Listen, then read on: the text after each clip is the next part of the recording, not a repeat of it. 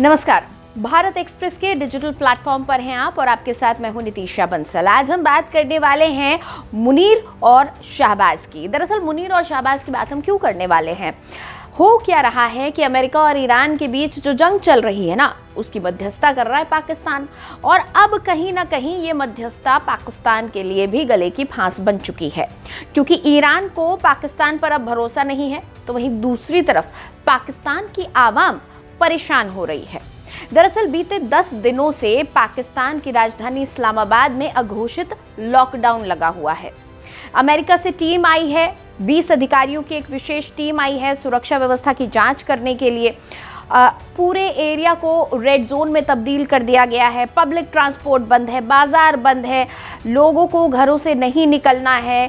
सभी जगह सुरक्षा व्यवस्था इतनी चाक चौबंद कर दी गई है, जगह जगह बैरिकेटिंग लगाई गई है कि आम लोगों के लिए घर से बाहर निकलना और कोई काम करना बेहद मुश्किल हो गया। और ये सब कुछ क्यों हो रहा है? सिक्योरिटी की वजह से। पहले दौर की बातचीत इस्लामाबाद में हुई, फेल हो गई। दूसरे दौर की बातचीत होनी थी, नहीं हुई। पहले लगा 22 को होगी, नहीं हुई। 23 को होगी, नहीं हुई। फिर ये कहा गया कि शुक्रवार को शायद बातचीत हो सकती है दोनों देशों के बीच, लेकिन अब तक इस पर कोई अपडेट सामने नहीं आया है।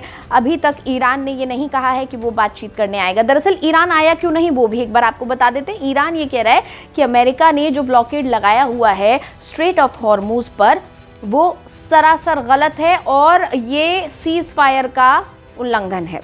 अमेरिका को ऐसा नहीं करना चाहिए।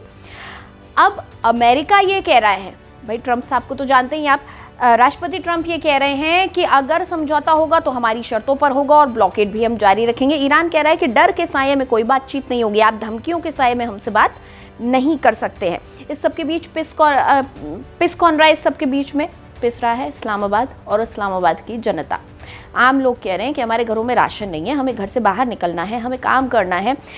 हद तो तब हो गई जब कई जो मजदूर वर्ग के लोग हैं, जो लोअर सैलरी वाले, जो लोअर वेजेस वाले लोग हैं, या जो सुबह से शाम तक काम करते हैं, तब कुछ कमा पाते हैं और अपने घर आटा लेकर जाते हैं, उनके घर में रोटियां पकती हैं। ऐसे लोगों को ज़्यादा दिक्कत हो रही है, क्योंकि पूरा कामकाज ठप पड़ा हुआ है।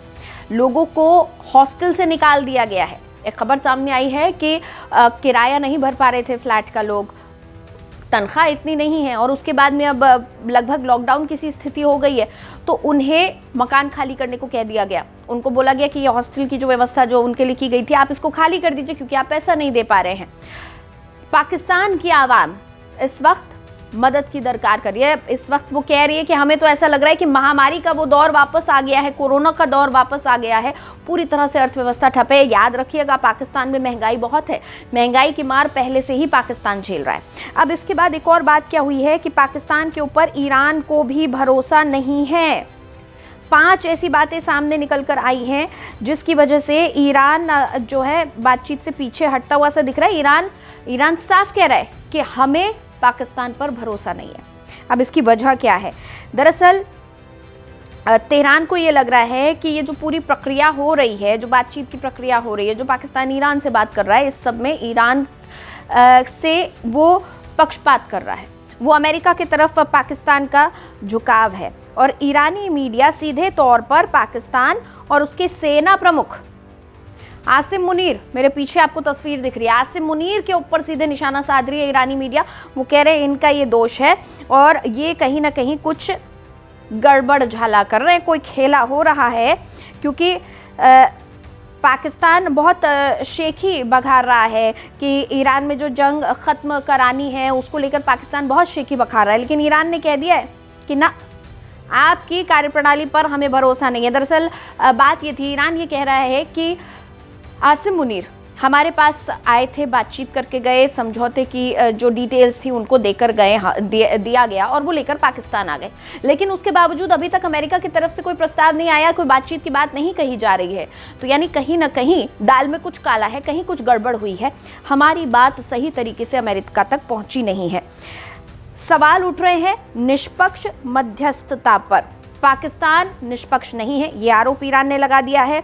अमेरिका की तरफ झुकाव का आरोप लग रहा है। ईरान कह रहा है कि पाकिस्तान का झुकाव अमेरिका की तरफ है। ये बीच में जो मीडिएटर बनने की कोशिश की जा रही है, ये सिर्फ दिखावा है। और उसके बाद में संदेश पहुंचा या नहीं, ये भी अब मामला अटका हुआ है। ईरान कह रहा है कि मुनीर साहब यहाँ से हमसे समझौते की बातचीत करके गए, लेकिन हमारा मैसेज शायद अमेरिका तक सही नहीं पहुंचा है। मुनीर के ऊपर, आसिम मुनीर के ऊपर, जो कि वहाँ के सेना प्रमुख हैं, उनके ऊपर सवालिया निशान लग रहा है। इसके बाद डबल गेम का सीधा आरोप ईरान ने लगा दिया है पाकिस्तान के ऊपर। वो कह रहे हैं कि हमें ऐसा लग रहा है कि हम अकेले खड़े हैं और पाकिस्तान सीधे तौर पर अमेरिका के साथ खड़ा है। पाकिस्तान वैसा ही कह रहा है, कर रहा है, जैसा कि अमेरिका उसे करने को और कहने को कह रहा है। साफ तौर पर ईरानी मीडिया ने ये बात कही है। और आखिरी में पांचवी वजह जो है कि पाकिस्तान के लिए मुश्किलें हो रही हैं, वो ये कि बातचीत पर अब असर पड़ रहा है और अविश्वास बढ़ता जा रहा है।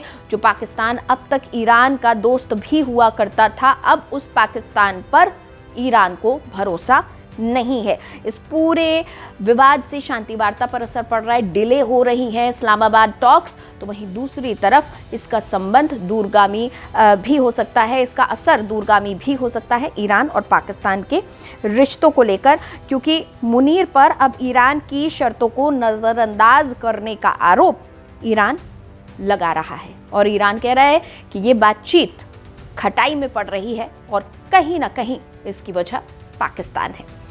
तो अब पाकिस्तान चला तो था मीडिएशन करने के लिए, लेकिन कहीं ना कहीं ऐसा लग रहा है कि पाकिस्तान मीडिएशन करने में फेल हो गया है, या शायद वाकई दबाव में काम कर रहा है, क्योंकि ये हम नहीं कह रहे, ईरानी मीडिया कह रहा है। बहरहाल क्या कुछ होगा इस पूरे मामले में, ये देखने वाली बात होगी। इस्लामाबाद की जनता को कब वापस अपना रोजगार मिलेगा, ये भी देखना होगा। फिलहाल हमारे इस खास लाइव में इतना ही। आप बने रहें भारत एक्सप्रेस के साथ।